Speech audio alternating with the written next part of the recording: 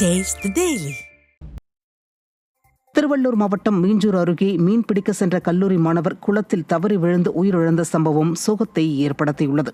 புதுப்பேடு பகுதியைச் சேர்ந்த ஜெகன் என்பவர் தனியார் கல்லூரியில் 2ஆம் ஆண்டு படித்து வந்தார். இவர் ஞாயிறன்று தனது நண்பர்களுடன் மீன் பிடிக்க சென்றபோது குளத்தில் தவறி விழுந்து மாயமாகியுள்ளார். தகவல் அறிந்து சம்பவ இடத்திற்கு சென்ற தீயணைப்புத் துறையினர் தேடும் பணியில் ஈடுபட்ட நிலையில் கல்லூரி மாணவர் சடலமாக மீட்கப்பட்டார். இதனையடுத்து மாணவரின் உடல் பிரேத பரிசோதனைக்காக சென்னை ஸ்டான்லி அரசு மருத்துவமனைக்கு அனுப்பி வைக்கப்பட்டது. விருதுநகர் மாவட்டம் ராஜபாளையம் அருகே பெய்த மழையால் தனியார் வாகன நிறுத்தும் இடம் சுற்றுச்சுவர் இடிந்து விழுந்ததில் 10க்கு மேற்பட்ட வாகனங்கள் சேதமடைந்தன.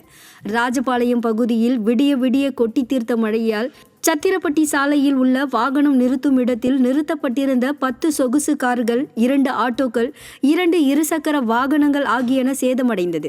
முறையான பாதுகாப்பு விதிகளை பின்பற்றாமல் ஸ்டாலின் அரசின் நகராட்சி நிர்வாகம் வாகன நிறுத்தும் இடத்திற்கு அனுமதி அளித்ததால் இதுபோன்ற அசம்பாவிதங்கள் ஏற்பட்டுள்ளதாக பொதுமக்கள் குற்றம் சாட்டுகின்றனர். விழுப்புரம் மாவட்டம் உளுந்தூர்பேட்டை அருகே லோடு ஆட்டோ மீது கார் மோதிய விபத்தில் 3 படுகாயமடைந்தனர். செங்குறிச்சி அருகே பழங்களை ஏற்றி சென்ற லோடு ஆட்டோ மீது சென்னையிலிருந்து திருச்சி நோக்கி சென்ற கார் மோதி விபத்துக்குள்ளானது.